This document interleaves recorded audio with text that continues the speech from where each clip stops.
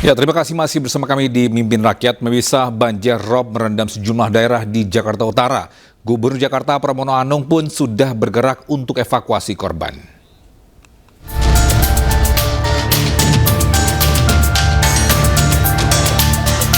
Kawasan Muara Angke, Jakarta Utara menjadi salah satu wilayah yang sudah terendam banjir rob.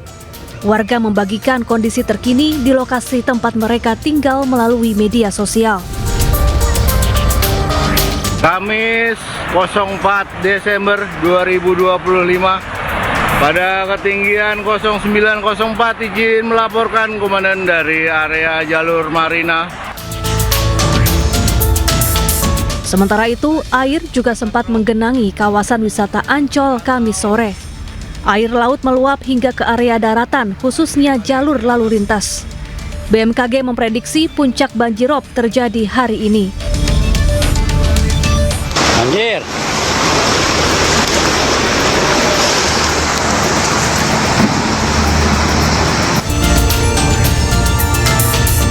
Kondisi ini diperparah oleh bocornya tanggul Muara Baru.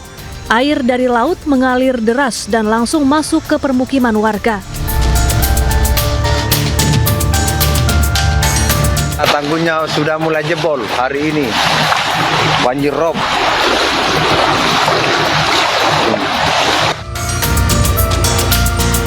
Tak hanya di satu titik, tanggul Muara Baru bocor di sejumlah lokasi. Penjaringan, Muara Baru, dan Muara Angke menjadi daerah yang terdampak paling parah. Gubernur Jakarta Pramono Anung pun langsung perintahkan untuk memperbaiki tanggul yang bocor. Pemerintah Jakarta sedang membantu untuk penambalan kebocoran yang terjadi walaupun sebenarnya bukan tanggung jawab kami, tapi ini bagian dari apa yang kami merencanakan sebelumnya, termasuk yang ada di Pelindung. Saat ini Sudin Sumber Daya Alam Jakarta Utara sudah melaksanakan penanganan darurat di lapangan yang viral tersebut. Sebelumnya beredar di media sosial tanggul Muara Baru bocor di sejumlah titik.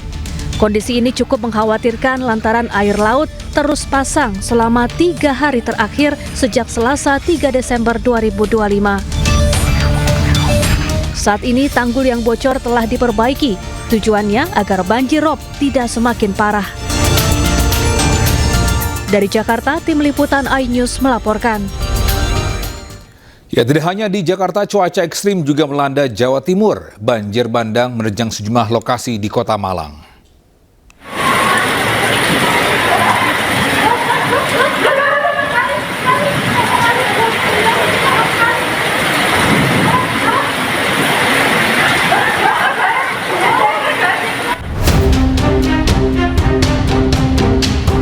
Hujan deras yang mengguyur sejak Kamis siang menyebabkan banjir di sejumlah kawasan di Kota Malang.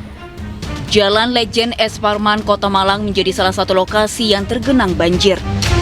Kemacetan panjang pun terjadi di jalan protokol ini.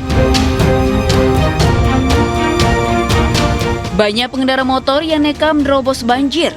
Hasilnya tidak sedikit dari mereka yang akhirnya mogok, bahkan sampai ada yang hanyut terseret arus. Luapan dari sungai itu, saya barusan, dan lewat Suhat juga banjir, jadi lewat sini tadi banjir juga. Banjir tak hanya menggenangi jalan utama, air juga masuk ke kampung-kampung di sekitarnya. Sejumlah langkah pun telah diambil pemerintah daerah, diantaranya gerak cepat atasi genangan air. Aliran intensitas hujan juga tinggi, kemudian aliran yang dari atas juga besar, dan sana kan sedang perbaiki. Tapi nanti insya Allah sekitar sini nggak akan ada banjir karena yang dari atas sudetannya mau kita tarik ke arah ke Berantas. Sebelumnya, BMKG memprediksi cuaca ekstrim akan terjadi di sejumlah daerah di Jawa Barat, Jawa Tengah, dan Jawa Timur. Cuaca ekstrim diprediksi akan terjadi hingga 9 Desember 2025. Dari Malang, Jawa Timur, Denny Irwansyah, iNews melaporkan.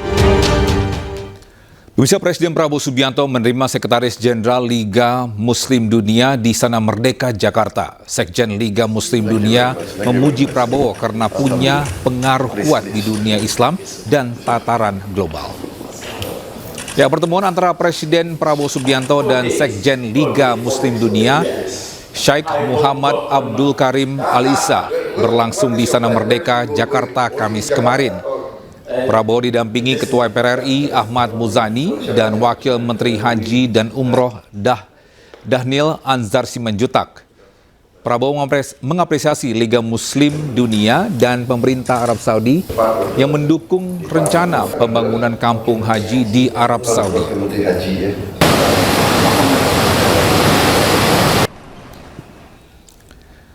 Wakil Presiden Gibran Rakabuming Raka temui korban bencana banjir longsor di Tapanuli Selatan, Sumatera Utara. Saat lagi di Mimpin Rakyat.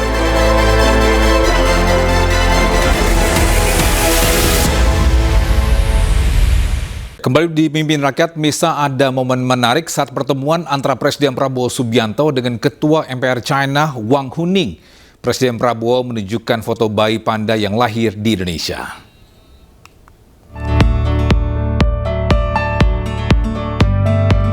Inilah Satrio Wiratama, bayi panda yang baru saja lahir di Taman Safari Indonesia. Kelahiran bayi panda yang dipanggil Rio menjadi momen bersejarah lantaran butuh waktu 10 tahun untuk induk panda berhasil memiliki anak. Momen bersejarah ini dibagikan Presiden Prabowo kepada Ketua MPR Cina Wang Huning yang datang untuk berkunjung ke Istana Kepresidenan. Saya kasih nama Satrio Wiratama. 我给他取了一个印尼名字，叫 Satrio Wiratama. Wiratama. Artinya pejuang mulia yang berani dan berbudi luhur. 它的印尼语的含义是勇敢的奋斗者。 Itu nama panjang. Tiap hari kita akan panggil Rio. Wang Huning mengucapkan terima kasih kepada Prabowo karena panda mereka bisa melahirkan di Indonesia dan dirawat dengan baik di Taman Safari. Tim Liputan iNews melaporkan. Pemirsa, Wakil Presiden Gibran Rakabuming Raka temui para korban bencana banjir longsor di Tapanuli Selatan, Sumatera Utara. Gibran pastikan operasional posko pengungsian berjalan dengan baik untuk bantu pengungsi.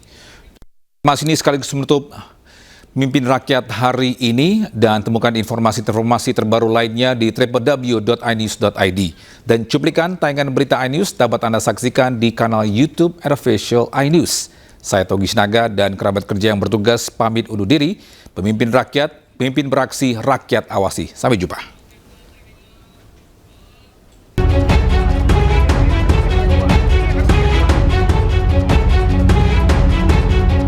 Wakil Presiden Gibran Rakabuming Raka meninjau wilayah terdampak banjir dan longsor di Tapanuli Selatan, Sumatera Utara.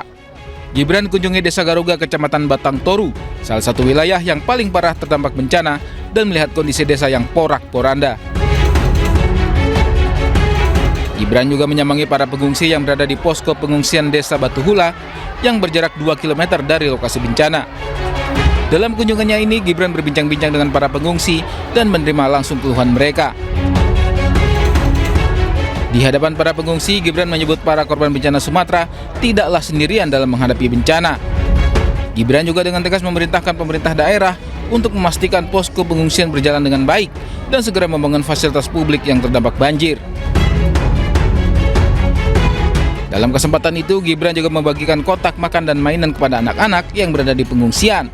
Selain kunjungi Tapanuli Selatan, Gibran juga kunjungi wilayah terdampak bencana lainnya di Sumatera, yakni di Kabupaten Agam, Sumatera Barat, serta Kabupaten Aceh Singkil, Provinsi Aceh.